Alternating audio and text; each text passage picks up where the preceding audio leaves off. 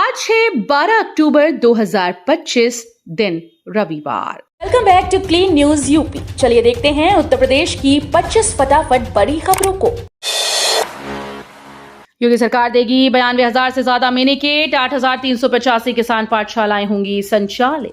मुख्यमंत्री योगी आदित्यनाथ के नेतृत्व में उत्तर प्रदेश सरकार रबी सीजन में किसानों को नई तकनीक और बेहतर बीज उपलब्ध कराने जा रही है।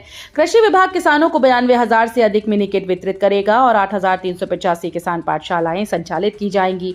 इन पाठशालाओं में किसानों को आधुनिक कृषि तकनीक, कीट प्रबंधन और फसल उत्पादकता बढ़ाने के उपाय सिखाए जाएंगे।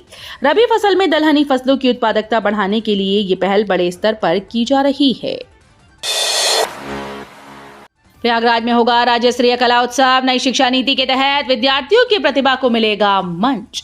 मुख्यमंत्री योगी आदित्यनाथ के नेतृत्व में शिक्षा को रचनात्मक और आनंदमय बनाने के प्रयास जारी हैं। नई शिक्षा नीति 2020 की भावना के अनुरूप विद्यार्थियों की कला प्रतिभा को मंच देने के लिए राज्य स्तरीय कला उत्सव 2025 का आयोजन प्रयागराज में 13 अक्टूबर को किया जाएगा। Saint Anthony convent girls inter college में होने वाले इस आयोजन का विषय है विकसित भारत 2047 की परिकल्पना। कार्यक्रम में प्रदेश के 18 मंडलों से चयनित 429 विद्यार्थी भाग लेंगे। मुख्यमंत्री योगी बोले, युवा बने उद्यमी, लोन की गारंटी और ब्याज सरकार देगी। मुख्यमंत्री योगी आदित्यनाथ ने युवाओं को आत्मनिर्भर बनने का आह्वान किया। उन्होंने कहा कि अब युवाओं को नौकरी ढूंढने की नहीं बल्कि रोजगार देने की दिशा में कदम बढ़ाना चाहिए। इसके लिए सरकार ने सीएम युवा योजना शुरू की, जिसमें लोन की गारंटी और ब्याज दोनों का जिम्मा राज्य सरकार उठाएगी। लाभार्थियों को सरकार 10% मार्जिन मनी भी देगी। पहले चरण में 5 लाख रुपए तक का लोन दिया जा रहा है। संवरेगी 6 शहरों की सूरत, यूपीएससीआर से बदलेगा राजधानी लखनऊ का चेहरा। उत्तर प्रदेश सरकार लखनऊ और उसके आसपास के 6 जिलों को नया विकास मॉडल देने जा रही है। यूपीएससीआर परियोजना के तहत 26,000 वर्ग किलोमीटर के विशाल क्षेत्र में आधुनिक सुविधाओं से युक्त शहर बसाए जाएंगे। इसमें पर्यटन को बढ़ावा देने के लिए एक सेंट्रल म्यूजियम बनाया जाएगा। वहीं हरदोई सीतापुर राष्ट्रीय राजमार्ग को उद्योग हब के रूप में विकसित किया जाएगा। Raebareli mob lynching.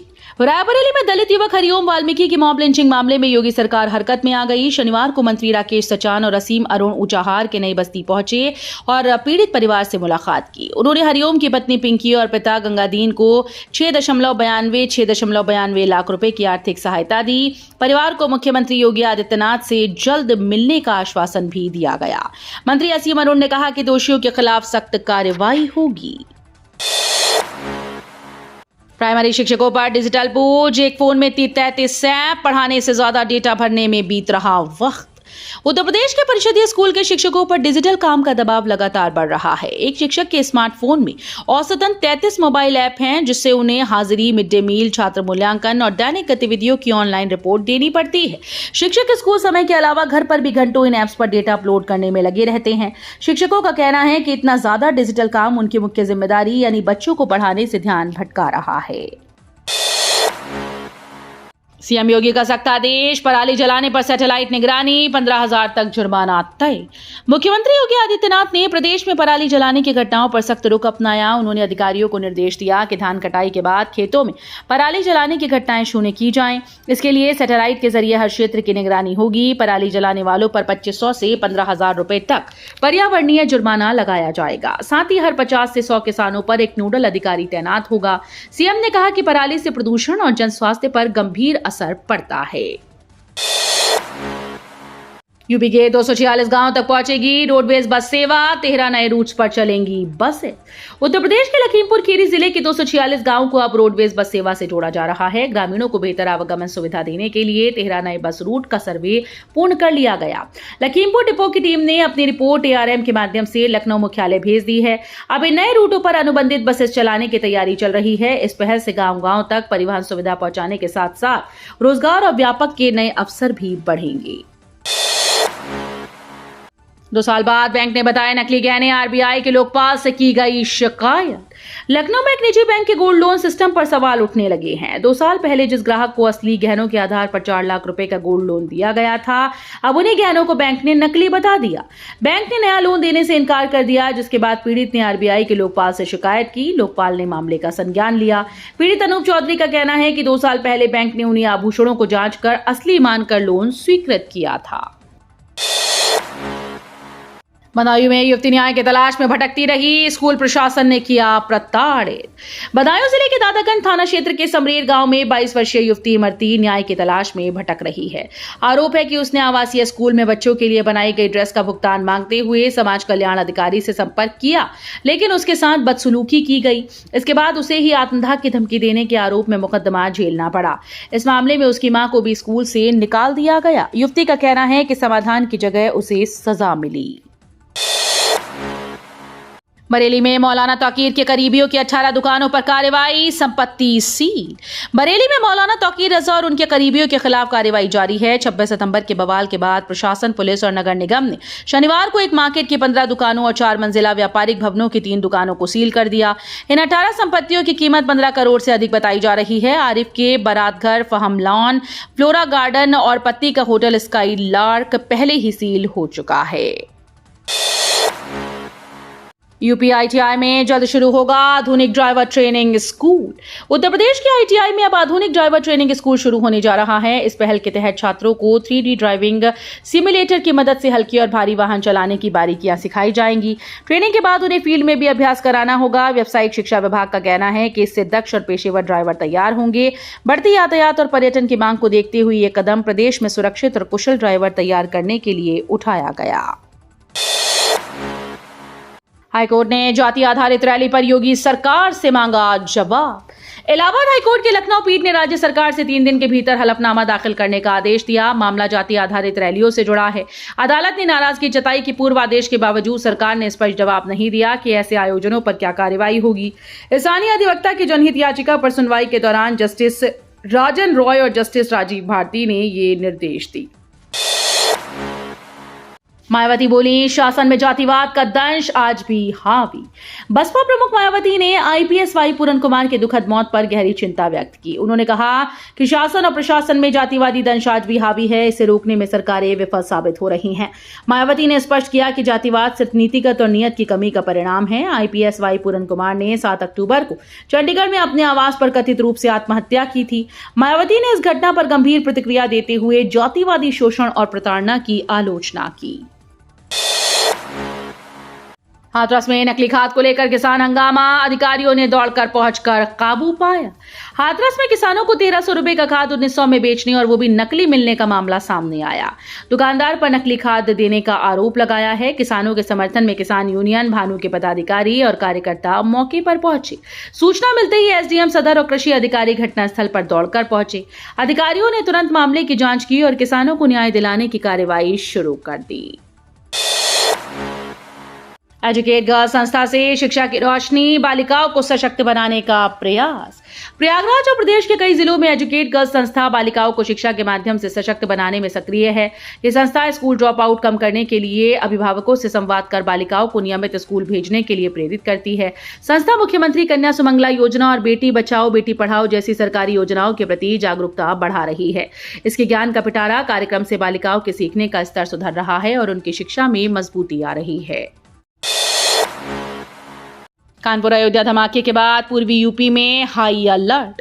कानपुर के मूलगंज और अयोध्या में धमाके के बाद पूरे पूर्वी उत्तर प्रदेश में सुरक्षा बढ़ा दी गई। गोरखपुर, देवरिया, कुशीनगर, बस्ती और महाराजगंज में पुलिस और खुफिया एजेंसी सतर्क हैं। रेलवे स्टेशन, बस अड्डे, प्रमुख बाजारों में विशेष निगरानी रखी जा रही है।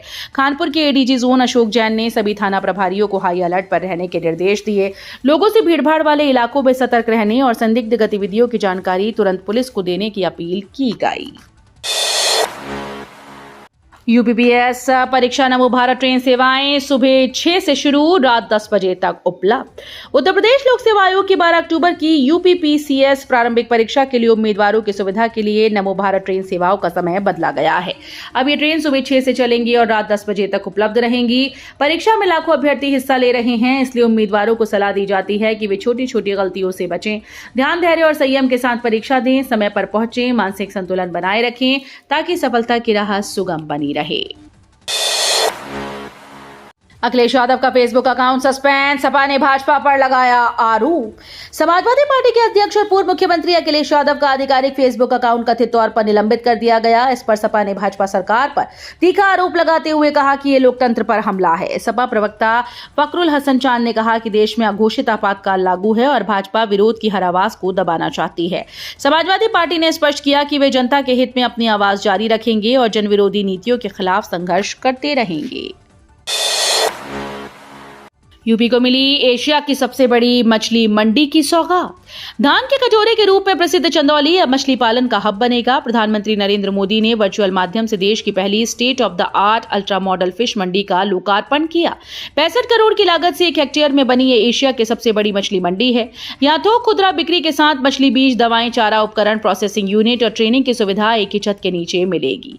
फिश रेस्टोरेंट और कॉन्फ्रेंस हॉल भी मौजूद होंगी। बीजेपी का पलटवार, 99 बार चुनाव हारने पर मिलेगा नोबेल।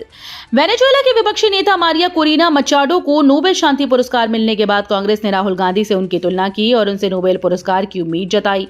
कांग्रेस प्रवक्ता का कहना है कि राहुल गांधी देश में संविधान की रक्षा के लिए लड़ाई लड़ रहे हैं। इस पर बीजेपी ने पलटवार करते हुए कहा कि राहुल गांधी को तो 99 बार चुनाव हारने पर ही नोबेल पुरस्कार मिलना चाहिए। दोनों पार्टी के बीच ये बयानबाजी राजनीति में नए विवाद को जन्म दे रही है।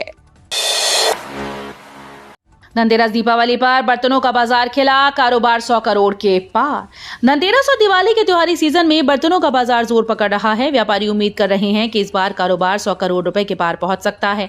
राज्य वस्तु और सेवा कर विभाग के additional commissioner grade 2 Anil Kumar Ram Tripathi के अनुसार मेटल आइटमों पर 5% का नया स्लैब लागू होने के बावजूद बाजार में खरीदारी का रुझान उत्साहजनक है। त्योहारों की रौनक और घरों की सजावट के लिए लोग बर्तनों की खरीदारी में बढ़ चढ़कर हिस्सा ले रहे हैं। आगरा विश्वविद्यालय में 33% सीट बढ़ी, छात्रों को मिली राहत। डॉक्टर भीमराव अंबेडकर विश्वविद्यालय ने इन सत्र, स्नातक और स्नातकोत्तर पाठ्यक्रमों में 33% सीटें बढ़ाने का निर्णय लिया है। इस कदम से उन विद्यार्थियों को बड़ी राहत मिली जिन्हें कॉलेजेस में सीट भर जाने के कारण प्रवेश नहीं मिल पा रहा था। वहीं महाविद्यालयों के प्राचार्य इस फैसले से नाराज हैं क्योंकि सीट वृद्धि में शुल्क नियम की शर्त लागू है। छात्रों में उत्साह देखा जा रहा है। विश्वविद्यालय का ये निर्णय प्रवेश प्रक्रिया में सुगमता लाने की दिशा में महत्वपूर्ण कदम माना जा रहा है। स्थानीय बोले, ये हमारी पुश्तैनी जमीन, प्रशासन ने रिकॉर्ड चेक किए बगैर शुरू की कार्रवाई। संभल के रायसत्ती थाना क्षेत्र मोहल्ला हातिम सराय में प्रशासन ने 80 मकानों पर लाल निशान लगा दिए। इन मकानों को तालाब की जमीन पर बताकर अवैध घोषित किया गया, मगर स्थानीय निवासी दावा कर रहे हैं कि ये उनकी पुश्तैनी जमीन है। पूर्वी वार्षणी ने बताया कि उनकी दादी ने ये 8 बीघा जमीन लोगों को बेची थी। आरोप है कि तहसील और प्रशासन ने राजस्व रिकॉर्ड की जांच किए बिना कार्रवाई शुरू कर दी। विवाद बढ़ता जा रहा है जबकि भूमि निजी होने के दस्तावेज मौजूद हैं। राकेश टिकैत बोले, किसानों को खाद और बीज की समस्या, बाढ़ पीड़ितों के लिए मुआवजा चाहिए। फतेहपुर जिले के चौडगरा कस्बे में भाकियू के राष्ट्रीय प्रवक्ता राकेश टिकैत का जोरदार स्वागत किया गया। उन्होंने किसानों की समस्याओं पर चिंता जताते हुए कहा कि खाद और उच्च कोटि के बीज की उपलब्धता न होने से किसान परेशान हैं। बाढ़ से हुए नुकसान का मुआवजा भी तत्काल दिया जाना चाहिए। किसानों को घंटों लाइन में लगना पड़ता है, फिर भी कई खाली हाथ लौटते हैं। तो ये थी आज की 25 फटाफट बड़ी खबरें। अगर आपको न्यूज पसंद आई हो तो वीडियो को लाइक और शेयर जरूर करें। धन्यवाद।